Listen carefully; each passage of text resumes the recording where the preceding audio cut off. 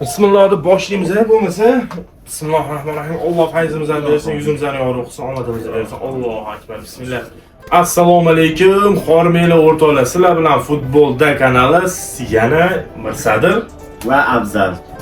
Hop, bemalol so'rash o'xshaydi mumkin. Avvalambor assalomu alaykum hammaga, kuzatib borganlarga, bizani kuzatayotganlarga. Endi to'g'richilasizda, hop, birinchidan kamchilik uchun uzr, biz hali mikrofon olmadik, xudo xolasa endi olamiz. Allohning izni bilan sizlar qo'llab-quvvatlab tursanglar bo'ldi. Lekin hammasiga sizlar aybdor bo'lasizlar. Tez-tez qo'llab-quvvatlasanglar, biz ham ko'tarilib mikrofon olamiz. Tezroq olardi rostdan ham mikrofonni. Bugungi mavzu transferlar, jahon chempionati haqida ozgina FIFAning yangi qonun-qoidalari. Transferlar haqida Mirsadir boshlaydi. Hop, transferlar haqida gapiradigan bo'lsa, Real Madriddan boshlaydi. Boshla. O'zingga qulayini boshla. Real Madriddan hozir yangi transferlardan Denzel Dumfries Interdan olishdi 25 million yevroga. Foydasi bo'lsa bo'ldi, chiqib olib ketsin-da. Xabarim bor, Zashtini tark etdi Realni. Ketib qoldi debdi. David Alaba va legenda Carvajal ketganiga achindim lekin. Endi o'rniga baribir to'ldirish kerak. Zashtini o'sha maqsadda Dumfries olib kelindi va Kanate hozir taklif qilinyapti. Erkin agent sifatida o'tish kutilyapti. Men o'tdi deb eshitdim o'sha Tekinga. Balkim yangi ma'lumotlarni men o'tgan kuni ko'rdim, sen endi kech ko'rgan bo'lsam. Mayli. Men lekin o'tdi deb eshitdim. Sizlarning mahallalarda saylov o'tgan ekan. Prezidentlik saylovi Real Madridda yangi prezident saylanmoqda. Hozir eng katta nomzod Enrique Riquelme bo'lib turibdi. U Riquelmening o'zi kattakon bir va'dalari bor. Endi amalga oshadimi yo'q. Ulardan eng kattasi Rodri bilan Hollandni jamoaga olib kelmoqchi. Zo'r bo'lardi. Qiziq ularning Real Madridda o'yinini o'zini ko'rish qiziq lekin. Ular uchun menimcha Real Madrid qiziq bo'lsa kerak, bilasan? Balkim. Real Madrid eski nima deydi? Olympiakos deydimi? Yo'q. Hozir aytaman senga. To'xtab turinglar. Xullas, o'sha hamma menga yulduzlarni yig'adigan komanda. Filmning ichida turibdi-da, e'tibor olmayman. Mana xuddi shu joyga kelganda kelmay qoldi. Hop, shu Real to'g'risida Galacticos. O'taymi, Galacticos. Ular ham yulduzlarni jalb qiladi, o'ynatadi, lekin ularda muammo bo'ladi. Yulduzlar qancha ko'p bo'lsa, shuncha o'tda ichki nizolar ko'p bo'ladi deb eshitganman. Mana oddiy misol Mbappédan Vinicius olib kelyapti-da, mana shaholga olib kelib qo'yishdi. Hozir o'shalarni bartaraf etish uchun Mourinho taklif qilinganini bilasanmi? U yulduzlar bilan polni ishlab yurgan, u o'zini xarakteriga ega. Nima desa ham, nima qilsa ham imminni yulduzlarni o'ynata olishi bilgani uchun Mourinho yana jamoaga qaytadan olib kelindi. Shunaqa, Mourinho hammasiga qaraydi, senlarga tupurdim deydi.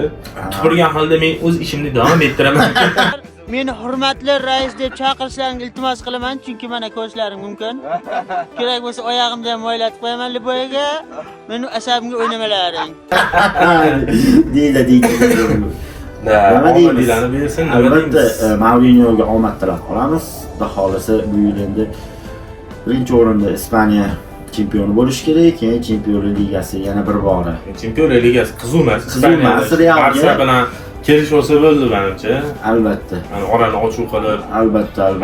Mourinho men keldim deb kimatda yorvorsa menimcha shu ketadi. Zo'r bo'lib ketadi. Endi men ham savol bersam, Arsenalda nima gap qilgan? Arsenal ko'p o'yinchilarga qiziqyapti. Ko'p narsalarni o'qidim, ma'lumotlarni o'qidim, lekin ko'pchiligi hali pishmaganda, xom.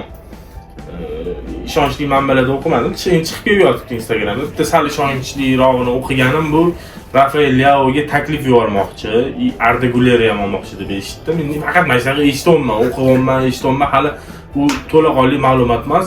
Juventusdan turk o'yinchisi bor edi, yomon yoraveryapti. Kashfiyot bo'ldi. O'shani ham so'rab olmoqchi ekan.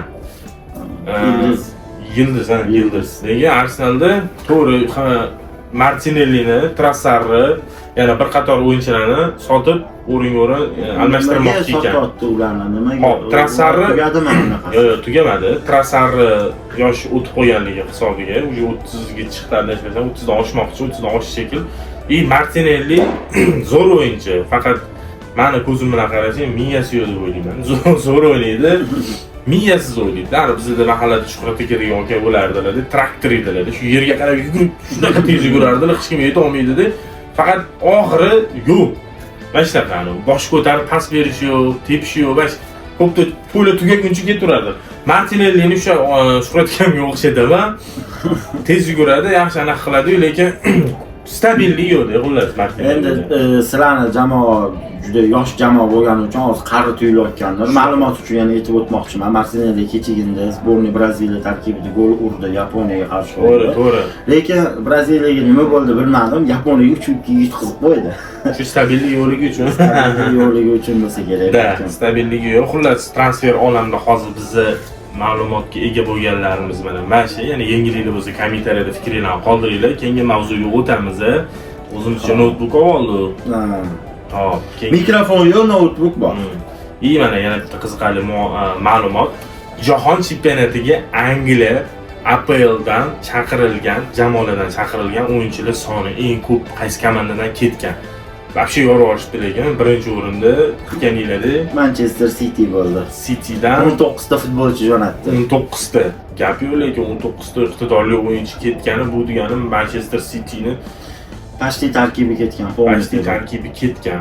Gap yo'q. Ikkinchi o'rinda Markamandam Arsenal 16 ta futbolchi tarqatib yuboribdi. Shunda terma jamoalarga ish qilib eson-omon tramvasi qaytib kelishsin. Hop, 3-o'rinda Manchester United.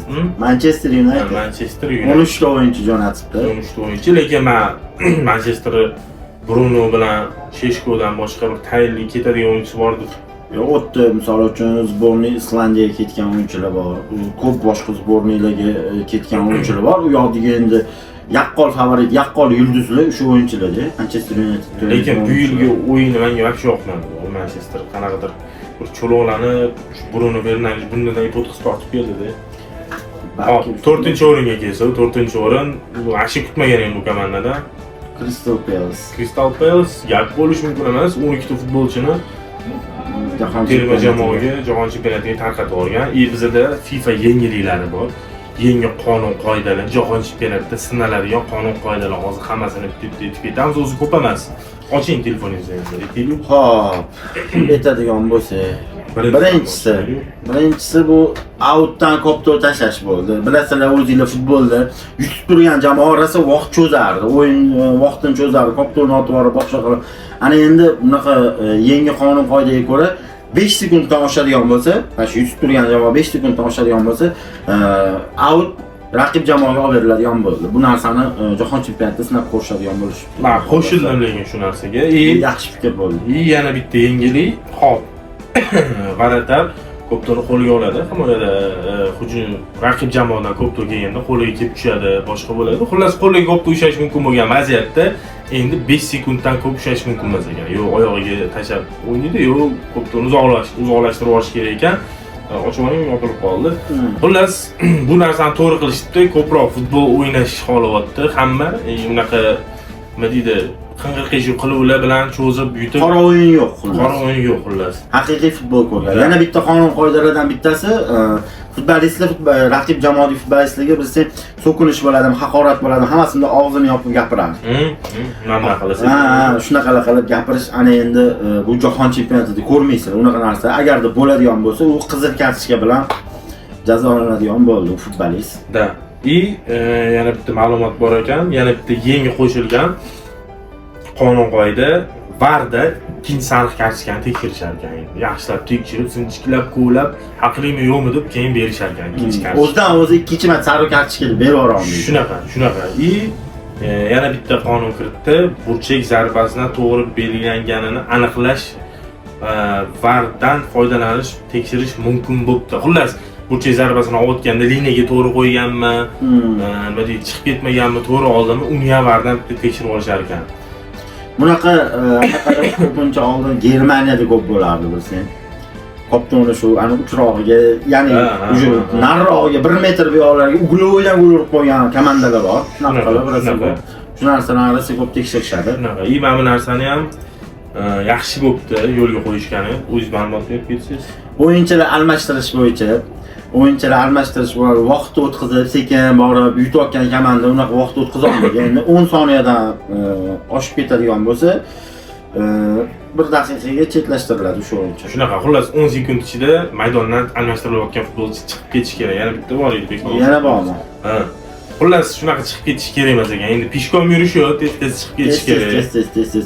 Haqiqiy futbol ko'ramiz degan umiddamiz. Jahon chempionatida hammamizni maqsadimiz shu. Hammamiz o'zimiz futbol ko'rgani anaqa qilamiz, o'tiramiz, o'ynay jahon atrofida. Yana bitta oxirgisi oxirgi kiritilgan yana yangi qoida jarohat olgan futbolchi to'g'risidagi. Agar futbolchi jarohat olsa, unga medpunktdan doktorlar chiqib yordam beradi. Agar doktorlar chiqib yordam bersa, maydon tashqarisida 60 soniyadan keyin maydonga qaytar ekan. Siz qayta olmas ekan. Uni sudya bunaqa qilsa kelardi. Endi 1 minutdan keyin bunaqa chaqirib kirgizib yuboradi.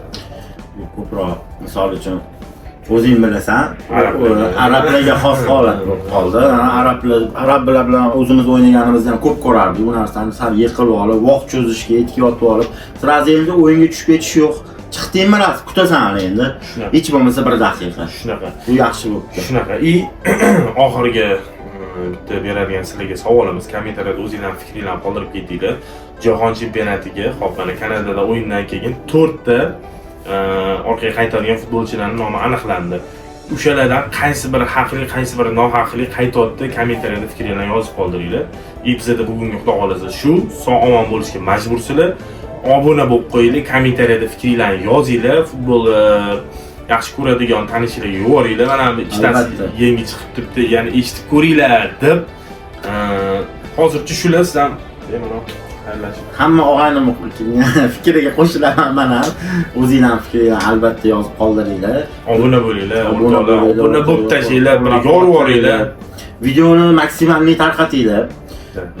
O'zingizlar tanishinglar, futbolga qiziqadigan barchaga ayol qiz farqi yo'q, kim bo'lsa ham futbolga qiziqadiganlar juda ko'p. Qo'llab-quvvatlashinglarni xohlaymiz va bizni ijodimizni davom ettirishimizga shu ancha sababchi bo'ladi. Shu bitta like, nima deydi, podpiska bosinglar, obuna bo'lsanglar, like bossanglar, biz undan Конечно. Motivatsiya olib yana maza qilib ishlagimiz keladi va kanallar rivoji uchun ancha foyda beradi o'rtoqlar. Bu sizlar uchun arzimagan narsa. Bitta bosib qo'yasizlar. Qo'ng'iroqchan bosib qo'yish esingizdan chiqmasin. Shu kunlarda xudo xolasa yangi videolar ko'p chiqaramiz. Yo'q, oldi jahon chempionati. Voy, zo'r temalar. O'yinlar tahlili bo'ladi. Har bitta o'yinni tahlilini qilmoqchimiz. Rejalarimizda bor, xudo xolasa. Kim bilan kim o'ynashdan qat'iy nazar bu. Imminni O'zbekiston o'ynash emas. Bu qanaqa sborni o'ynasa ham o'zimizni tahlilimiz, o'zimizni aniq shotimizni, o'zimizni fikrimizni bildirib o'tamiz, xudo xolasa. Shunaqa gaplar, omon bo'lishga majbursizlar o'rtoqlar. Sog' salomat bo'linglar, obuna bo'lib qo'yinglar. Xayr, keyingi ko'rsatuvlarda ko'rishguncha.